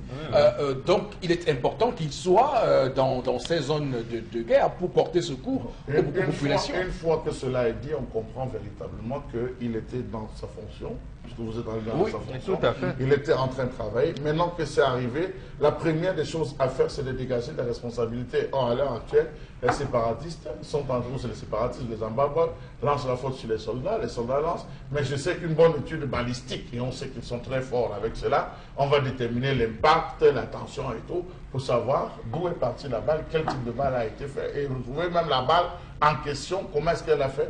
Donc j'estime seulement qu'il ne faudrait pas qu'au sortir de là, ce soit encore un carnage. C'est ce que je souhaite. Un carnage. De qui? Oui, vous savez, quand ce type de situation arrive, il y a des expéditions, il y a des descentes punitives, monsieur Eric Fopoussi, parce qu'il faut absolument démontrer qu'il y a un coupable. Qu'il y a des coupables, il y aura des arrestations, il y aura... Donc j'estime qu'il ne faudrait pas seulement que ce soit un carnage qui fasse que lorsque la vérité triomphe et qu'on puisse interpeller et faire rendre gorge à ceux qui ont posé ce type d'acte. Donc avec la mort de ce missionnaire américain, hein, c'est vrai que là, c'est un véritable tournant dans cette crise anglophone. Est-ce que ça va accélérer le gouvernement dans sa prise? Personne ne s'est encore prononcé sur la question. Mais nous avons appelé l'ambassadeur. Oui. J'imagine qu'il... Betty a sur moi presque une enquête très approfondie. J'imagine que la CIA, la NSA, le FBI et tous les services de renseignement américains sont à pied d'œuvre pour avoir la vérité de la chose. Et une fois qu'ils seront certains que l'une ou l'autre des parties est responsable de cette mort, vous verrez, ils viendront tout de suite à la charge. Donc c'est clair, les Américains ne blaguent pas. D'ailleurs, Moro Bengan l'a encore confié ici tout récemment. Il disait que les Américains, même quand c'est pour sauver un bébé américain, ils sont capables de dévaster tout le quartier. Je vous ai dit que j'espère que ça ne sera pas un carnage, ça va m'ouvrir sur un autre carnage. Donc, il y a des moments où il reste comme ça. J'ai dit à quand est-ce qu'on va stopper ça? À quand le stop de cette crise anglophone? J'ai mal de voir un citoyen, un étranger venir mourir dans notre pays. C'est l'image du Cameroun qui n'est même pas bien. Parce que nos frères camerounais qui sont là-bas, on va commencer à les maltraiter. On va dire, ah bon, dans votre zone là, vous tuez les gens en zone anglophone. Voilà, c'est l'image du Cameroun qui est là partie. Hein. Depuis, on vous parle de laisser la guerre. La guerre ne ressemble pas, ça détruit tout. C'est le nom du Cameroun qui est là dans le monde entier. Parce que les réseaux sociaux, c'est un endroit où tout le monde tape, on voit. Tous les Africains, tous les gens des États-Unis savent déjà que voilà leur frère qui est mort au Cameroun. Où? Dans le sud-est. C'est le nom du Cameroun qui est... On a autant partagé des photos comme celle-là depuis. Hein. Imaginez alors, pour nos enfants qui sont allés là-bas comme étudiants, qui vont même aller qui sont un peu comme les étudiants, c'est à eux qu'on va remettre la pièce. Lui, pour les parents qui envoient les enfants aux États-Unis, que partez continuer les études. Oh, mais les Américains, ils vont remettre la pièce. Non, ils n'ont pas. Non, ils ne pensent pas comme ça, non. Et ils ont. Parce que j'ai pas peur, man. Ils ont un niveau de compréhension citoyenne très élevé. Et ils savent très bien que les Camerounais ne sont pour rien. Ils savent très bien comment ça se passe au Cameroun. Alors, mais. Est-ce que, bon, Bengan, quel que soit le responsable, hein, imaginons même que ce soit les Zamba Boys, je vous pose la question vraiment de manière tout à fait honnête. Est-ce que on peut clairement dire aujourd'hui que c'est une mauvaise nouvelle pour le gouvernement camerounais? Oui, très très mauvaise. Très mauvaise nouvelle. Et je vous ai dit tout à l'heure que là, on tend vers, j'allais dire, la dépossession du problème anglophone de l'État du Cameroun. Parce que là, nous nous rappelons tous que lorsque le programme des Nations Unies pour le développement avait émis le vœu que le système des Nations Unies s'organise pour venir en aide à ces populations, le gouvernement s'est vite précipité pour créer son plan spécial. Oui. On a dit d'accord. Et vous avez vu la réponse du système des Nations Unies en disant nous avons collecté des hommes, nous allons donner, ils ont ciblé les populations qu'ils vont donner pour dire à l'État du Cameroun, vous avez échoué. Là maintenant, ça devient compliqué. Ils viennent tous de condamner les élections qui n'ont pas pu se passer. Ce n'est parce que les populations n'ont pas eu la possibilité d'aller voter là-bas. Ce n'est pas qu'ils ont boycotté. Ils n'ont pas eu la possibilité de s'y rendre. Et donc cette loi confirme aussi que c'est une zone dangereuse. C'est une zone dangereuse. Et oui. À rapport à cela, donc on dit au Cameroun, vous ne pouvez pas. Souverain, pas souverain, la légitimité de celui qui a été élu est même remise en cause. Oui. Et vous continuez. Alors non, il y a déjà eu tant nombre de morts. Ça va donc revenir avec ce que Amnesty International Crisis Group ont dit. Donc on va là vers la dépossession de ce problème. De l'État du Cameroun. Donc, et ça risque d'être dangereux. Donc autant les victimes s'internationalisent, autant les solutions peuvent s'internationaliser désormais sur ce terrain. En tout cas, on voit aussi que le gouvernement pourra avoir des cartes à main. La seule carte à main actuellement, c'est la main tendue pour le dialogue qui est tant soutenu depuis des mois. Absolument. Ce n'est que ça. Oui. C'est-à-dire que ce n'est plus ce faux dialogue qu'on a envisagé. Et là maintenant, je suis sûr, si le gouvernement est vraiment à pied d'œuvre, comme on dit, qu'on laisse d'abord les religieux et organiser leur conférence en fin novembre. Tout à fait, oui. Mais également, avant fin novembre, qu'on donne des assurances, c'est eux qui les appellent les partenaires au développement.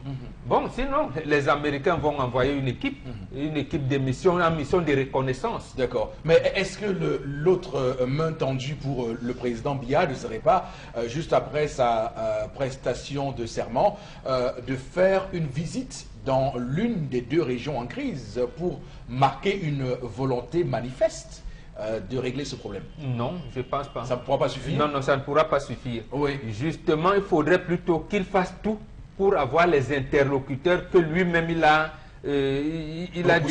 repoussé. Oui. Donc, il lui appartient maintenant d'avoir les interlocuteurs et surtout que ces interlocuteurs soient acceptés par ceux qui sont en lutte. D'accord. Contre la République. Contre la République, ceux qui ont pris les armes et qui sont aujourd'hui criminalisés. En tout cas, on verra très bien comment tout cela se goupille. Est-ce que la seule force réglera le problème? C'est là l'enjeu. Là, non. Là, maintenant, c'est établi que non. Non, bon, on ne peut pas le dire aussi bien. C'est établi que non. Là, les échanges se sont faits d'abord de Bamenda. De Bamenda, pas loin. On vous dit comment, d'abord, je pense que c'est leur responsable administratif de l'université. Oui. Et voilà, qui est mort. Les étudiants, il y en a qui sont blessés et tout. Ça veut dire que Ça commence à venir dans la capitale régionale. Oui. Donc, le Premier ministre n'a pas pu voter chez lui. Donc, non, ça devient dangereux. D'accord. En tout cas, on va voir comment tout cela se goupille dans les jours et les semaines à venir pour cette crise anglophone. On va poursuivre avec cette revue des réseaux sociaux. Karine. Comme deuxième information tirée des réseaux sociaux ce matin, on va s'intéresser à la lionne, considérée, en tout cas l'avocate considérée comme la lionne par les réseaux sociaux du MRC, qui est citée à Maître Michel Doki le 6 novembre 2018 à 7h30 précise devant le tribunal de première instance de Douala Bonanjo, situant en matière correctionnelle et siégeant en la salle ordinaire des audiences. En tout cas, il s'agit des questions relevant des manifestations pacifiques organisées le 27 octobre dernier. Voilà, statuant en matière correctionnelle. On va dire aussi que la date du 6 novembre n'est pas là aussi anodine, puisque c'est le jour de la prestation de serment du président Paul Biya, mais également de l'anniversaire du renouveau.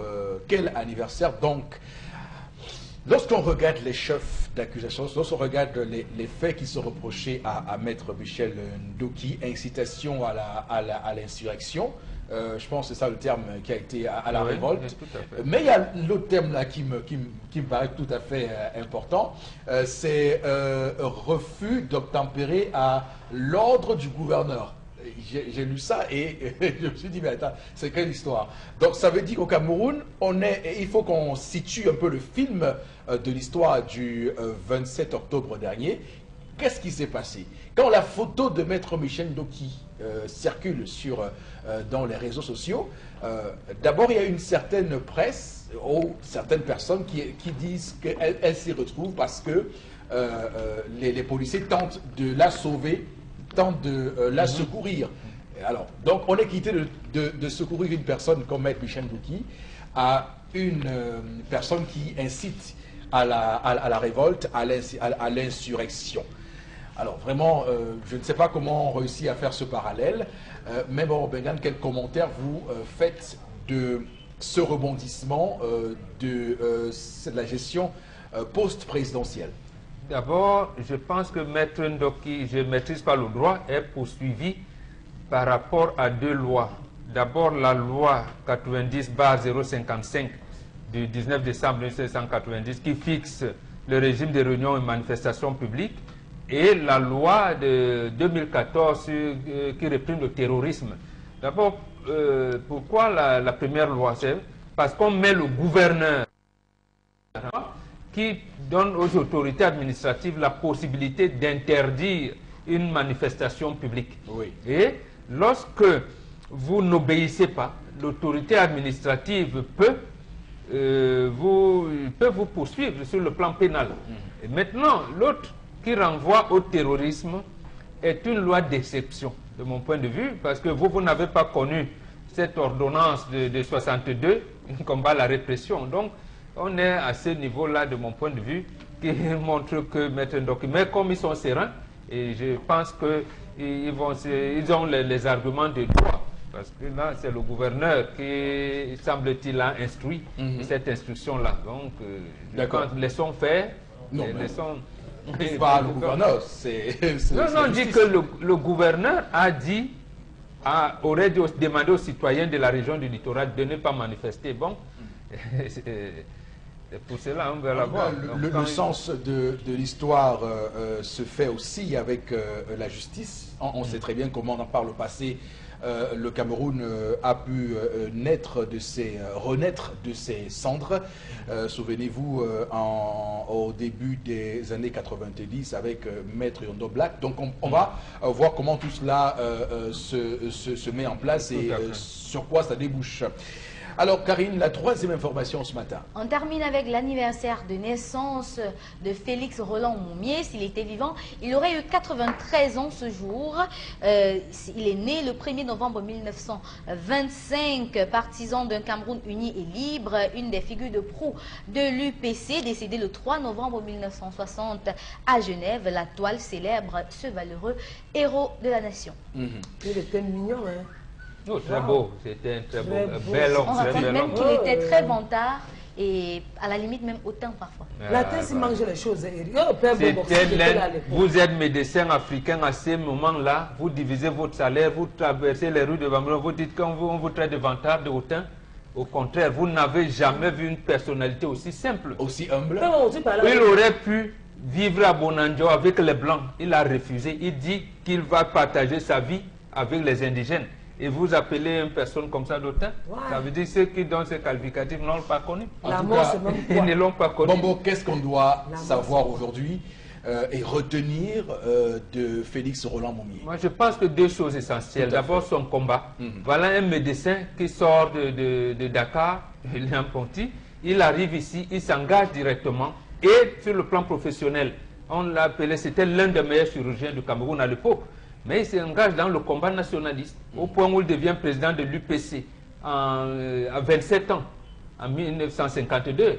Et c'est lui qui dirige, qui crée le One Cameroun. Lorsqu'on interdit l'UPC dans le Cameroun oriental le 13 juillet 55, il s'est réfugié. Le Cameroun des Français. Le Cameroun des Français. Il Oui. s'est réfugié au Cameroun Des britannique, voilà, à Voilà. Kumba notamment, où il installe son quartier général avec les deux vice-présidents, Ernest Wandje et Abel Kingé.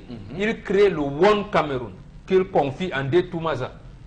Mais surtout, pour la situation qui nous concerne, Moumié conduit une délégation aux Nations Unies, c'est la deuxième chose, du 13 février au 4 mars 1959, où il y avait une session spéciale Cameroun. Il a dit aux représentants de la France aux Nations Unies, qui s'appelait Kosciusko Morizet, et au ministre d'État français, Jacquinot, qui était chef de la délégation, de lui permettre de rencontrer son frère Aïdjo. Il refuse et il leur dit dans les coulisses, vous avez décidé de confier le pays à Aïdjo, mais s'il vous plaît, réunissez le pays maintenant à travers une simple résolution et donnez l'indépendance à tout le Cameroun. Sinon, vous allez créer un précédent que vous ne pourrez plus jamais résoudre. Nous sommes là en février 1959. Nous sommes là avec le problème 2018, anglophone aujourd'hui. l'anglophone aujourd'hui. Donc, vous Un avez visionnaire, un visionnaire, un prophète.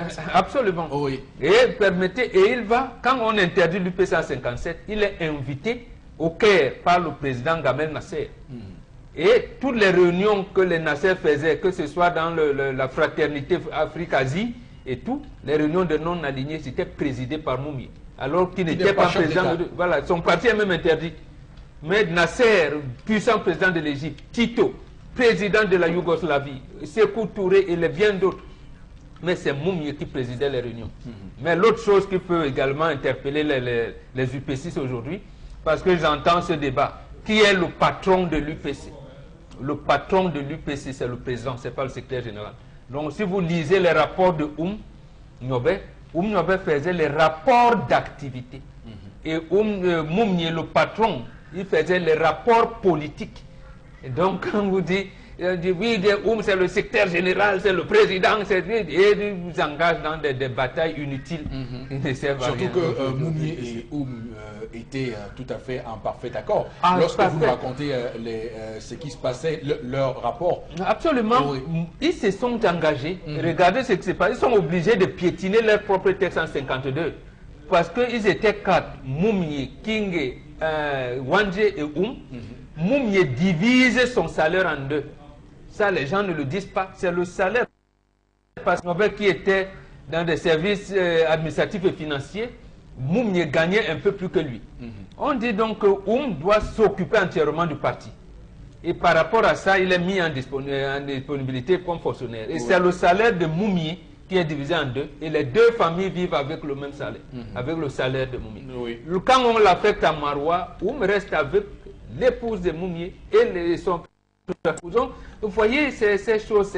Je rappelle que il est Bassa et Moumié et Bamoun. Et Bamoun. Donc pour dire que là encore, il y avait une preuve de vivre ensemble. Et l'autre chose, Oui. quand Moumié, d'abord il épouse une boulou, Une boulot, oui. il implante là-bas, il a travaillé à Lolodorf, plein de choses en Bam et tout. Mais s'il vous plaît, le père de Mebengo, il s'appelait Jean Mébé. Il y a un Américain, un Allemand naturalisé américain, qu'on appelait Dr Freeman, qui travaillait à l'hôpital protestant de Nongal. qui avait pour mission de pourchasser les UPC. Précisément parce que Jean Mébé, le père de Mébengo, et Moumnier étaient des complices. Vous voyez un Bamoun et un Boulou. Oui. Parce que Moumnier parlait Boulou plus que les Boulous. Et d'ailleurs, Oumniobe également a écrit les textes de l'église presbytérienne camerounaise en Boulou. C'est lui, parce que c'était la mission protestante américaine qui est devenue église presbytérienne camerounaise en 57. Mais il les a écrits en Boulou et lui, donc voilà un pays.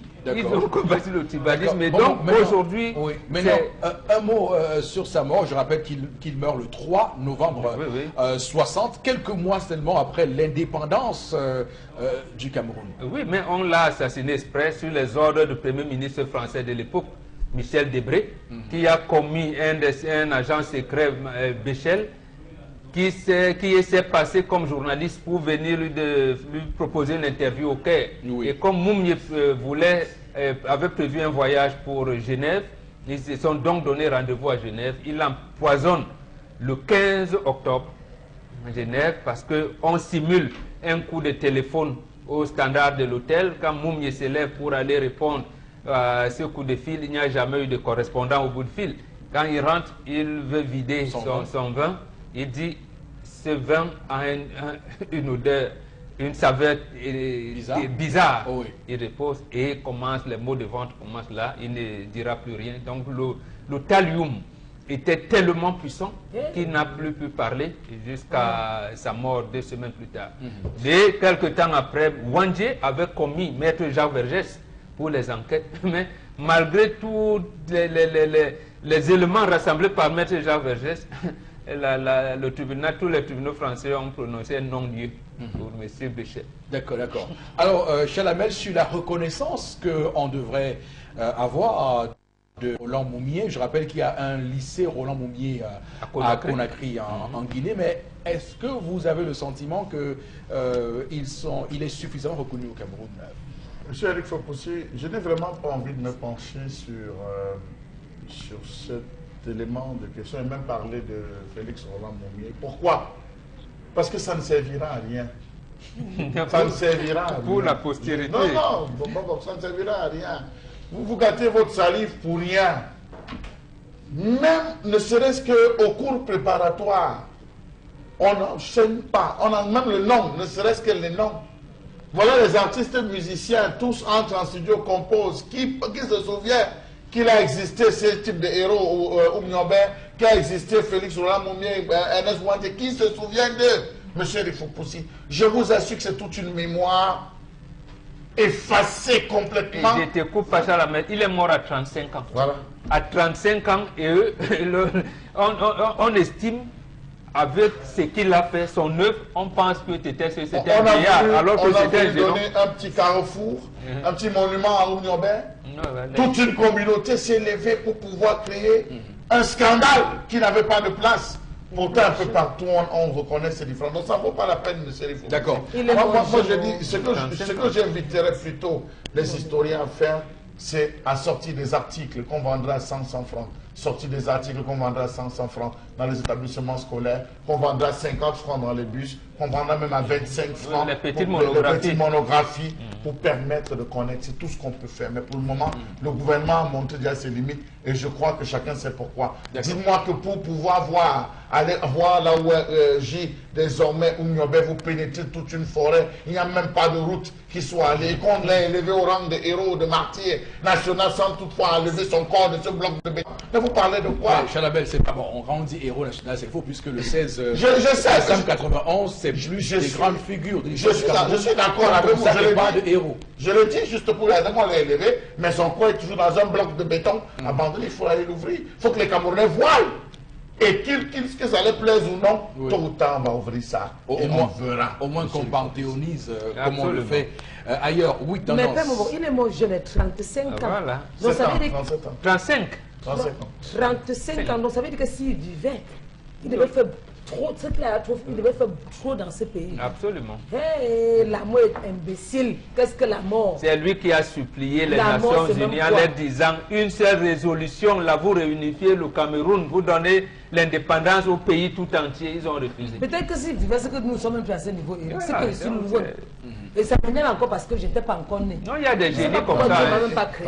Dieu ne peut pas envoyer les génies Ouais, comme ça tous les ans. Hein. Très simplement, on aurait dû donner la conduite, les rênes de ce pays à ceux-là qui avaient une vision pour ce pays. C'est à qui on a donné de ce période à aujourd'hui, c'est des gens qui n'ont pas eu de vision pour ce pays, c'est tout. Oh, l'amour. Donc voilà, c'est dommage qu'on ait Qu'est-ce laissé, que l'amour que vous comprenez que la France n'avait vraiment pas envie que le Cameroun se développe. On a laissé un médecin chevronné comme lui, un génie comme lui, visionnaire. pour remettre les clés de la voiture Cameroun à un dactylographe. Donc c'est dommage, c'est ça. Mais un dactylographe quand même qui s'est battu. Non mais écoutez, Non, on va faire la même. Vous voulez revenir Non, justement, sur la question? parce que lorsqu'Aïdjo rentre justement de ce voyage des Nations Unies Oui. et qu'il signe d'abord à Paris avec ce Premier ministre Debré, quand il vient, il faut faire démissionner tous les députés français qui étaient. Il a dit que non. La présence des militaires français s'explique encore par le fait que Mouminié vit.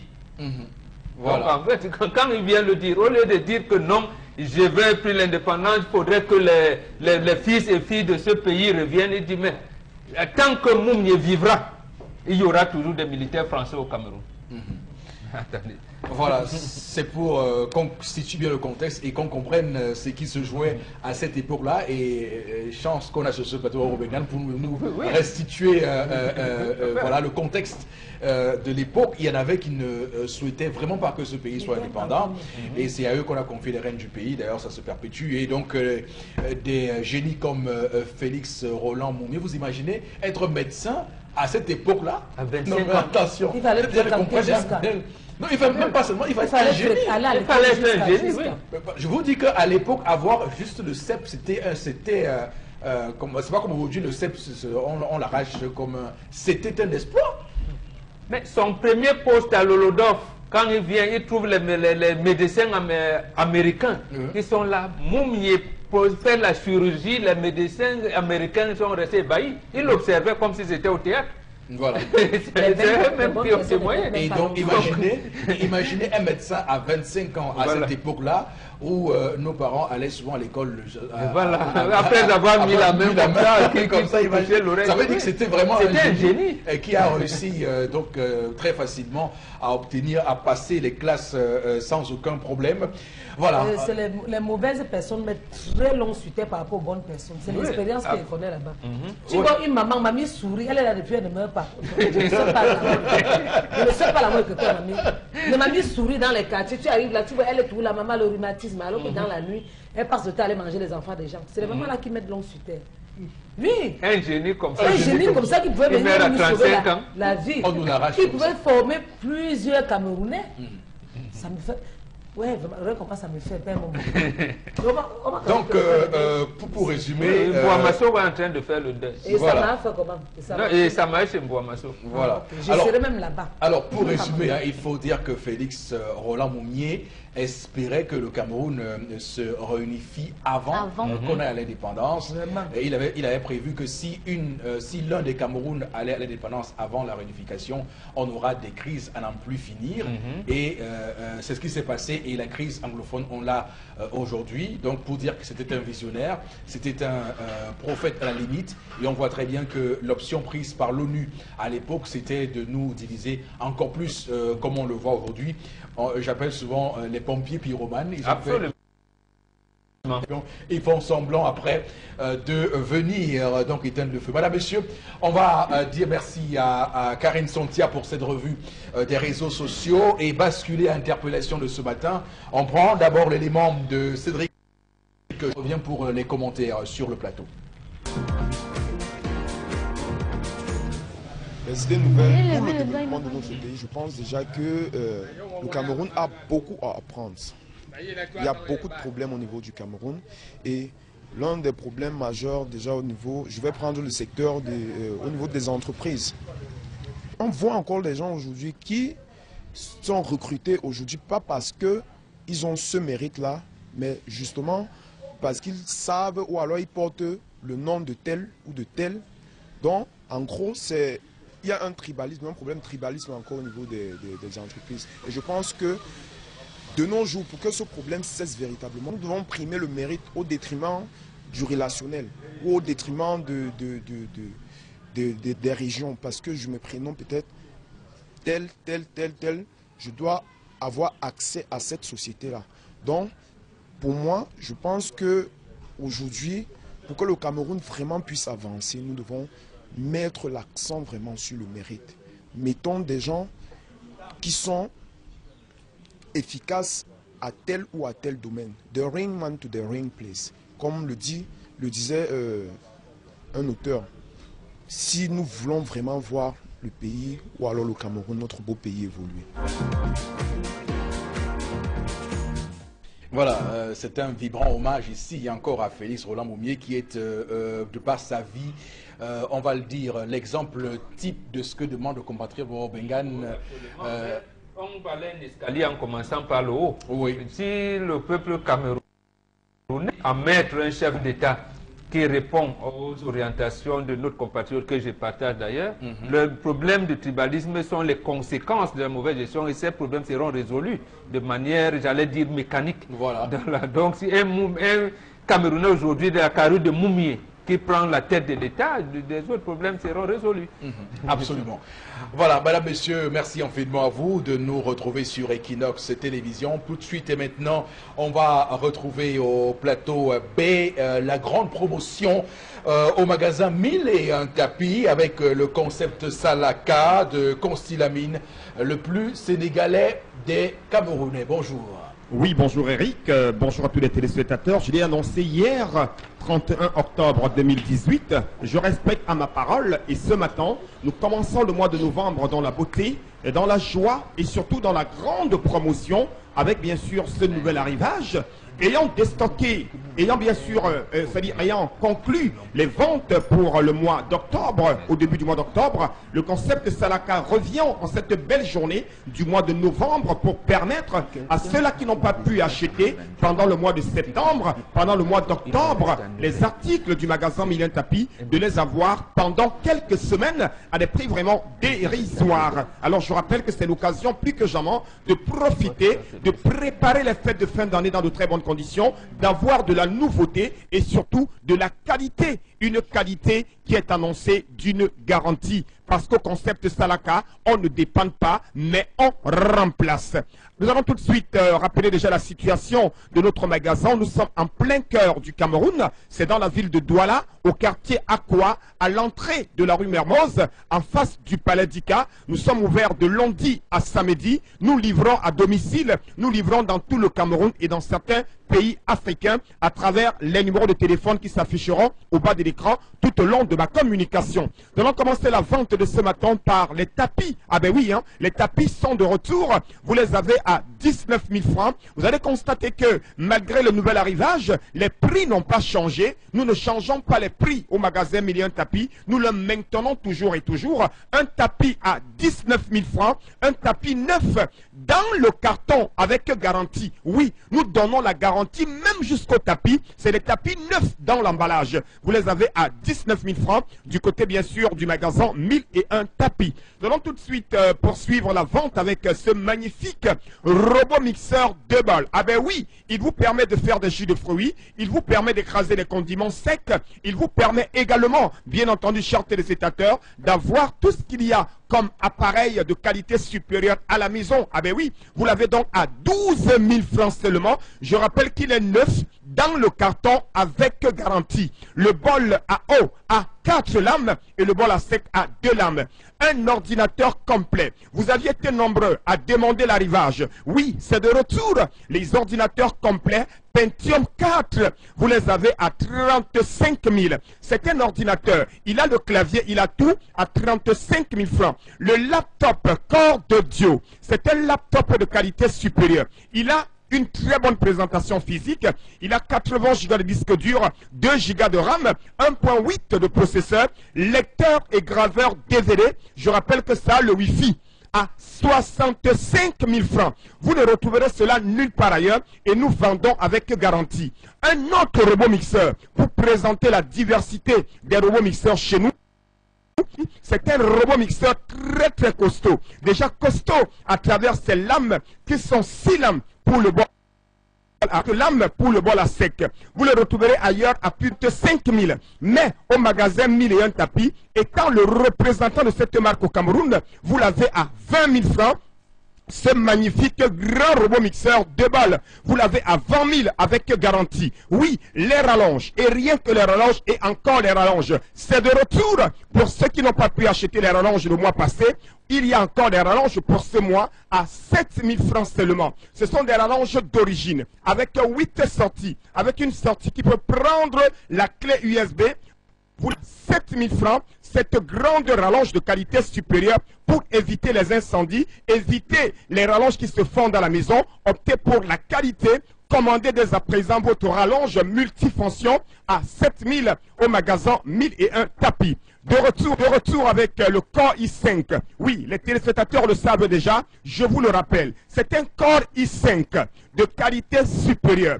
Il est de marque HP. Il a 250 Go de disque dur, 4 Go de RAM, lecteur et graveur DVD, webcam, Wi-Fi, Bluetooth. Vous le retrouverez ailleurs à plus de 250 000, mais chez nous, à Salaka et au magasin 1001 tapis, vous l'avez à 125 000 francs seulement. Régulateur de tension. Pourquoi un régulateur de tension? C'est très important. Ça permet de sécuriser les appareils. Ça permet de réguler le courant. Vous l'avez à partir de 16 000. C'est un régulateur de tension neuf avec garantie. Dans le carton, vous l'avez à partir de 16 000 francs pour sécuriser les congélateurs, les réfrigérateurs, les laptops, quel que soit le type d'appareil. Ce régulateur de tension est idéal et très très indiqué à 16 000. Un ordinateur complet. Cette fois-ci, c'est un Core d'audio de marque Dell, de marque HP, de marque Lenovo. Vous l'avez à 47 500 francs. Il a 80 Go de disque dur, 2 Go de RAM, 2 points de processeur, lecteur DVD, écran plat 17 pouces. Vous l'avez à 47 500 francs. Toujours et toujours au magasin 1001 tapis. Commandé dès à présent. On est également toujours en promotion ce matin, le robot mixeur qui revient. Ah ben oui, je préfère insister sur cet appareil. Plus besoin d'écraser les condiments chez les voisins. Plus besoin de traverser la route. Plus besoin de parcourir les kilomètres. Non, c'est terminé. Chacun devrait avoir son robot mixeur à la maison. À quel prix? 12 000 francs seulement pour le robot mixeur moyen et 20 000 pour le grand robot mixeur. Laptop de retour à 65 000. Vous êtes étudiant, vous êtes commerçant, vous êtes communicateur, vous êtes bensikineur, quelle que soit votre profession, c'est un laptop de qualité supérieure. Les ordinateurs complets, je rappelle, n'attendez pas la fin de la promotion, n'attendez pas la fin des stocks, profitez dès à présent. Ceux qui n'ont pas assez d'argent peuvent commander et pouvoir retirer même après la promotion. Le grand robot mixeur de bol, oui, vous l'avez à 20 000 francs au lieu de 35 000. Ne perdez surtout pas le temps. Votre Core i5 est encore de retour au magasin 1001 tapis. This Core i5 n'a son fine laptop. You get ready for 125 000. Il va fine sauter.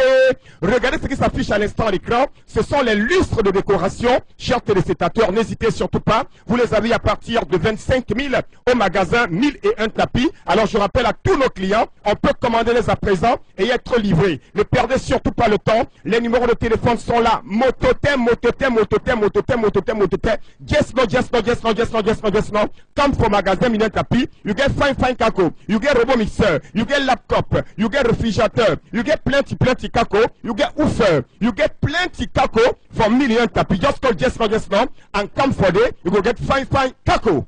Merci beaucoup, Constille Amine. On va basculer tout de suite au plateau A pour retrouver Karine Santia et prendre quelques messages que vous nous envoyez, madame, messieurs. Mais je tiens également à vous dire que la ville de Douala connaît actuellement des perturbations liées donc aux inspecteurs de la CAF qui sont venus visiter, comme vous le savez, les chantiers par rapport à la CAN de 2019 que le Cameroun organisera. On parle également du classement Doing Business où le Cameroun dégringole et perd 3 places pour cette année 2018. Le Cameroun qui était sujet déjà très mal classé dans ce hit parade de la Banque mondiale sur le climat des affaires. Donc, Karine, les messages. Il y a encore dans ce pays des gendarmes qui cotisent pour payer le loyer des locaux qu'ils occupent et on attend de quels résultats.